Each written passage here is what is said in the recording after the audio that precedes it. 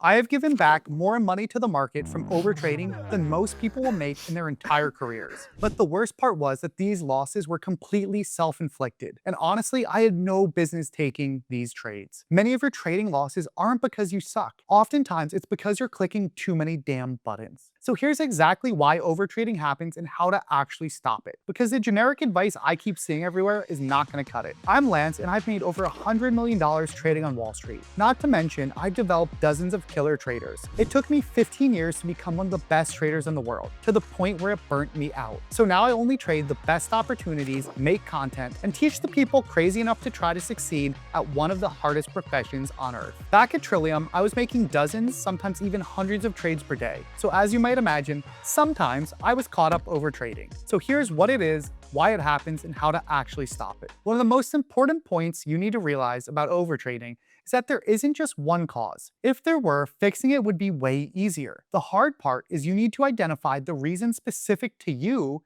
and your situation. One trader does it because they're bored, another because they need to feel right, another because they're addicted to the dopamine hit. Same behavior, different root causes. That's why all those 3 easy steps to stop overtrading forever videos are mostly nonsense. Human psychology is more complicated than that. Don't worry though, I'm going to explain this better and give you the solutions. First, how do you know that you're actually overtrading? A lot of beginner traders make the very hindsight mistake of thinking that all the trades that worked were the ones they should have taken and all their losses were automatically overtrades. Obviously, this is not how trading works. I define overtrading as the inability to stick to our predefined trading playbook. That definition actually brings us to the #1 cause of overtrading. The biggest reason why most traders overtrade is they don't actually have a playbook. You trade on vibes because you don't have a clearly defined framework that objectively tells you what trades qualify and what trades do not. So naturally, you end up trading every little wiggle because there's no structure preventing you from doing it. If you're one of those traders, lucky for you. The solution is easy. Watch this video I made on trading playbooks and create your own ASAP. Once traders actually build a real playbook,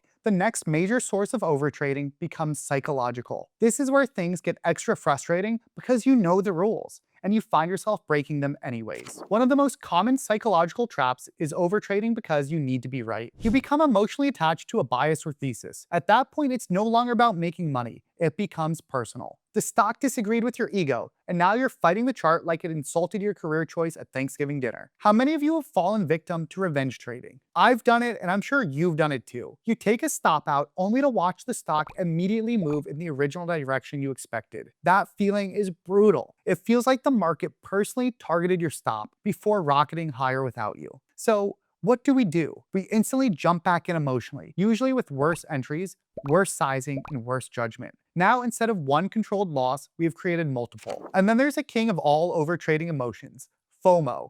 Fear of missing out has probably destroyed more accounts than bad technical analysis ever has. You see everyone on Twitter posting giant gains. Your friends are all short some stock that's collapsing. The move looks unstoppable. You feel physically sick sitting there while everyone else seems to be printing money. So you chase. Even though the setup wasn't in your playbook, even though the risk reward now sucks. But emotions don't care about logic when FOMO takes over. As one trading psychologist I know has so astutely commented, traders engage in FOMO trading because to them, the pain of missing out on the move exceeds the pain of taking a loss. Another psychological cause of overtrading is having a biased view of what the stock should be doing. Maybe you read an analyst report or own the stock as an investment. Either way, external views of what the stock should do has clouded your judgment over what the price action is doing. At Trillium, it was so common for us to make the mistake of letting our fundamental views take over. And it's one of the worst mistakes you can make. Always, always, always trade charts and setups rather than views. So how do we actually overcome all these psychological causes? The first step behind any behavioral change is always awareness. We need to build the skill set of identifying our feelings in the moment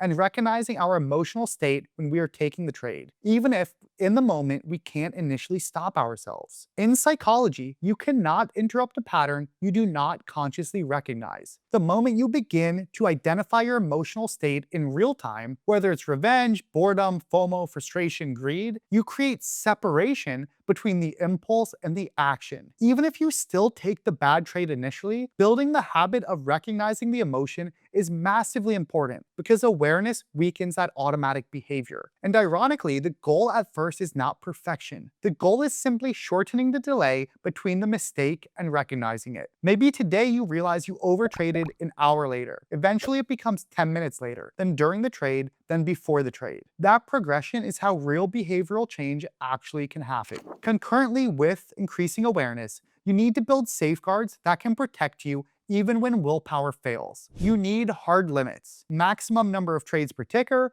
maximum daily loss per name, maximum number of failed attempts before you walk away. Ideally, loss limits are hard-coded into your software or at your broker. Professional traders do not rely on willpower alone, because willpower disappears once emotions take over. Next, remove sources of bias whenever possible. If certain Twitter accounts trigger you into emotional trading, mute them. If holding long-term investments makes you emotionally biased intraday, only hold boring ETFs. I'm actually sharing how I personally invest my trading profits in an upcoming video. So if you're interested in my long-term investing strategy, subscribe and turn on notifications. But regardless, most traders expose themselves to all this external noise all day. Then they wonder why their brain is mush. Finally, and this one changed my own trading massively, start grading yourself based on process rather than P&L. If you can truly internalize this, you reprogram your mind, and all of a sudden, being right or getting revenge or catching the move becomes far less important than whether you followed your process properly. When you truly internalize the process, you do not care about any of those things. You only care about taking trades per your system. Now, let me address an area of overtrading that is purely physiological and almost never discussed by anyone out there. You need to understand that overtrading becomes dramatically worse when you are not mentally sharp. Poor sleep, stress, distractions, sickness, and interpersonal issues all lower your emotional discipline significantly. Some of my worst trading decisions ever came on days where I was mentally compromised before the opening bell even rang. One of the simplest but most powerful rules I ever developed was this: if I'm not physiologically at my best, I reduce risk dramatically or I don't trade at all. And listen, you are never going to eliminate overtrading completely. Human beings are emotional. Discretionary trading is hard. There will always be moments where greed, frustration, boredom, or ego sneak back in. The goal is not perfection. The goal is reducing unforced errors as much as possible over time. If you can consistently become a little more disciplined, a little more self-aware, and a little more process-driven each month, your P&L trajectory changes massively over the long run. Once you get your psychology under control, consider joining my trading course. I go over the top opportunities each month and help you develop your trading systems to capture them. The link is in the description. Thank you for watching. Hit that subscribe button, and I'll see you in the next one.